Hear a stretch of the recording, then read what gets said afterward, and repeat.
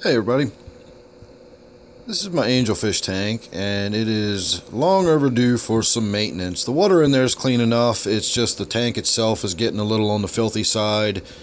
The water sprite there that's floating on the left, you can probably notice, is getting a little out of control. And I need to get some more of the substrate pulled out of there. I think today we're also going to pull the filter apart and have a look at what's going on inside there. I'm not even sure what tank it was. I think it was this tank. I know my filters are starting to deteriorate on the inside because of the UV light. And I am going to shoot a video about that specifically one of these days soon. I'm still sort of working on it. And that's going to be part of what I do today. I want to get in there and pull that apart and see what it looks like and see if there's some way I can fix it myself by rigging up some sort of sleeve that replaces the part that are deteriorated or whatever. I don't know. I need to get in there and have a look at it, maybe measure some spaces and see if I can't buy some pieces of plastic piping or tubing or something that might accommodate that. But that's getting ahead of myself. First of all, we're going to get in there and just do a water change. We're going to vac out some gravel. Hopefully I'll use a siphon to do that. I'm certainly going to get in here and remove a lot of this water sprite. This stuff grows in really quickly and fills back in, so I will probably remove a lot of this. It'll be a very, very stark difference when we're done on the other end of this video. But this is the only water sprite plant I have that, even though it grows across the surface, you can see how it spreads out quite a bit, it also seems to push itself down in the water. You can see these thicker stalks that are growing more upwards, and as they hit the glass, it seems to push the root mass downward. And I don't really have that happen in any of my other tanks. This is a lace leaf water sprite, so it's a little bit different than the ones I have in my other tanks. My other ones are all the standard broadleaf, so this lace leaf is a little different. Maybe that's got something to do with it. Don't quite know. Again, who knows? It might be different lighting. It might be the water flow, the currents in the tank might have a role to play in that. I'm not sure. But anyway you slice it, I need to get in there and really thin that out. So that's going to be a dramatic difference when we're done. I also really need to get over here and wipe that glass down, get all that funk off of there. Down at the bottom is all that green, nasty cyanobacteria. You can see some of it is growing on the Java fern back there. I kind of have to look up and over all this nastiness. So I'll probably work on that. I might even just pull that piece of Java fern out of the corner. It's not like I don't have plenty in this tank. See, there's a little bit more. And if you're wondering why I don't just treat this tank, it's because I'm still working on it. We're still getting in there and pulling gravel out, and I'm going to be in there with the siphon, and I'll be able to remove a lot of that cyanobacteria fairly easily. The cyanobacteria is not a concern. It's just an eyesore. If you leave it alone too long, it will get out of control, and it can cause issues. But what I've got going on in there is nothing more than a little bit of looking ugly. And on the other side of this water change, it's going to look completely different. And again, it'll be fine. To me, it's it's not a lot different than simply getting in there and wiping down the glass and doing some algae control. In this case, it's cyanobacteria. In fact, a lot of people call that blue-green slime algae, even though it's not technically algae.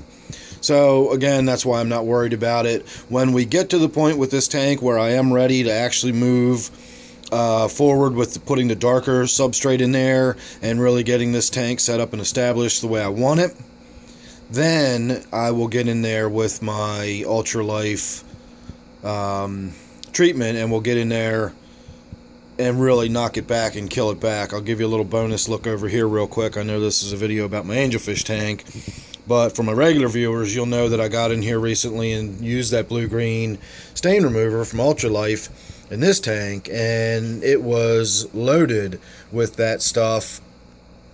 And you can see now everything in there looks really beautiful. So it works. It's a great product. I'm not using it because I don't think it works or I don't want to take a chance on it or anything like that. I'm just not worried about it right now. I'm not going to spend the time and effort to do that when I'm going to be getting in here and stripping a lot of the stuff out of this tank anyway.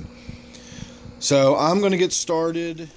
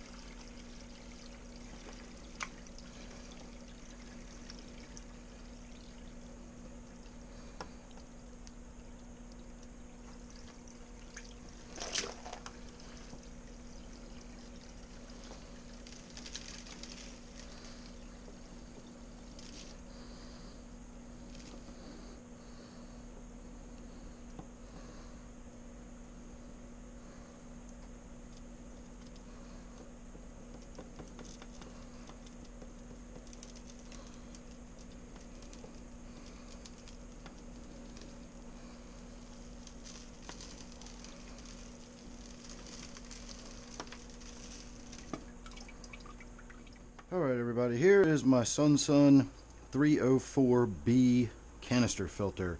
Sorry I'm a little out of breath. I just hauled those two buckets upstairs and dumped them out. I siphoned some gravel already.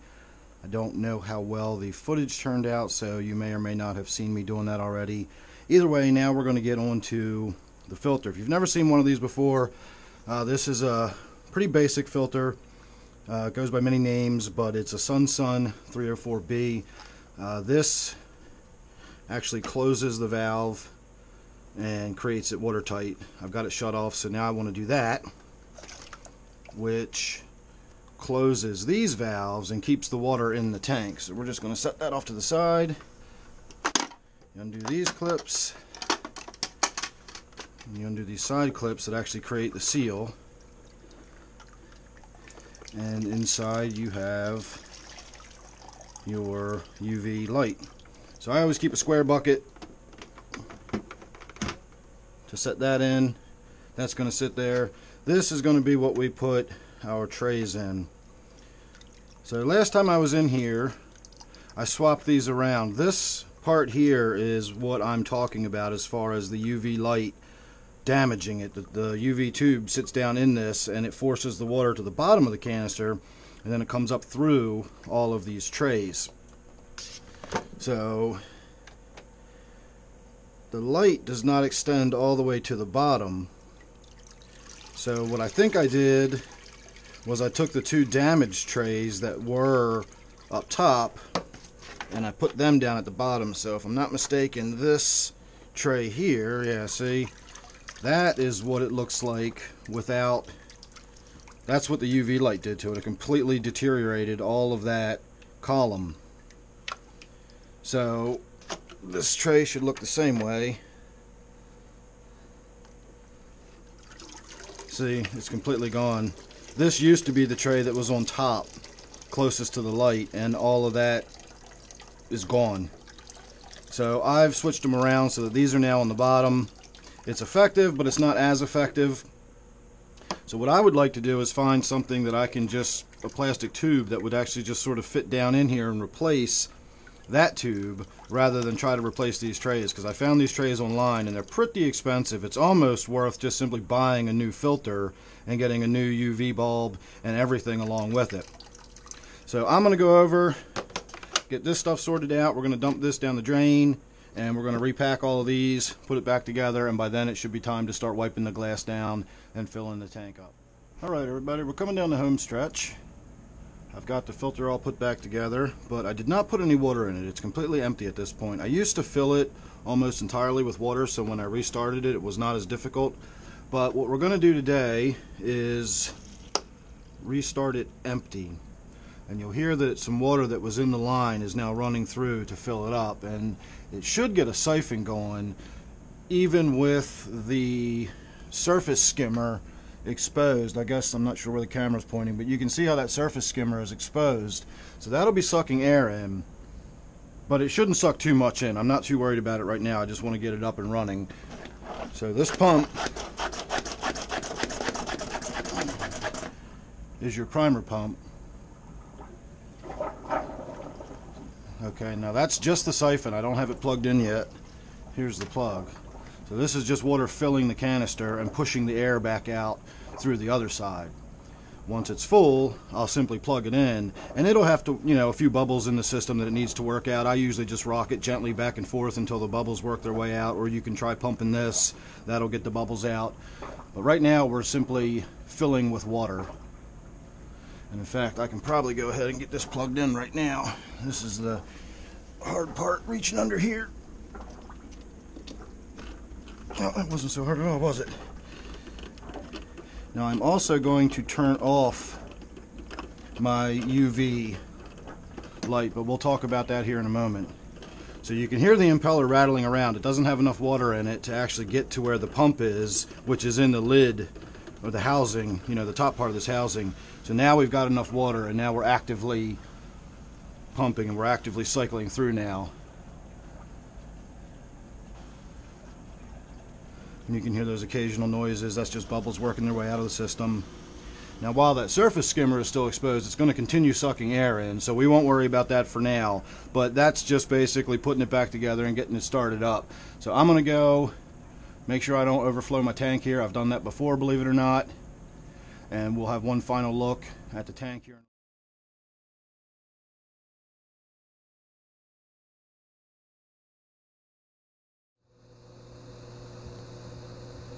Alright, and there's your after.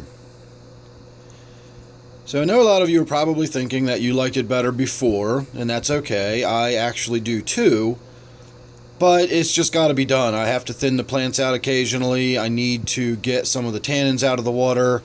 It just needs to be lightened up, and I'm still working on getting that gravel out of there. But fear not, it won't be long before we're shooting another video just like this, where I've got to get all the plants out and lighten the water up, because it will all grow back very quickly. I'm not worried about that at all. So the one thing I did forget to do while I had the filter apart was to measure for the piece of pipe I want to try to figure out how to fit in there.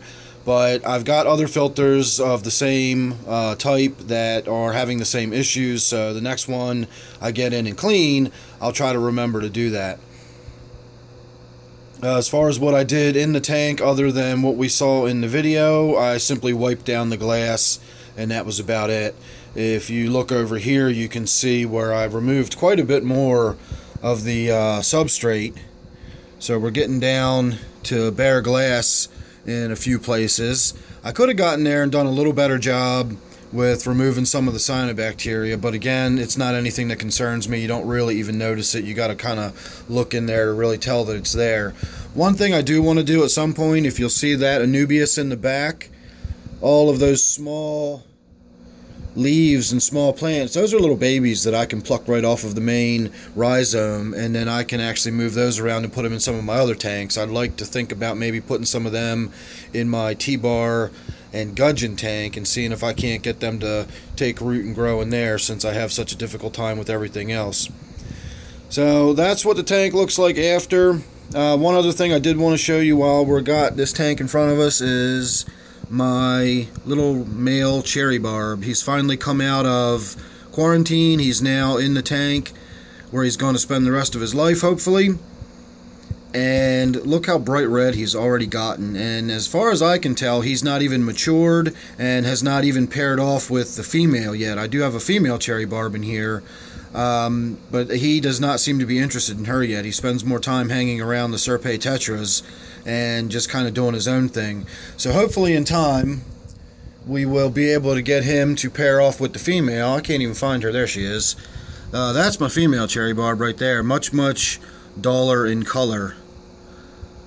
So hopefully as he matures, he will take a shine to her, and if he does, he will become absolutely vibrant, brilliantly red. Cherry barbs are absolutely fantastic when you can get them up to being full color and in full glory. So thanks for watching this one. I hope you enjoyed it. I got plenty more stuff going on. I'm working on 3 videos as I speak, so make sure you're subscribed. That way you won't miss any of them. Don't forget, this is my Angelfish tank. I do have other Angelfish in other tanks, but this tank is officially my Angelfish tank. So thanks again for watching. Hope you enjoyed it. See you real soon in the next one.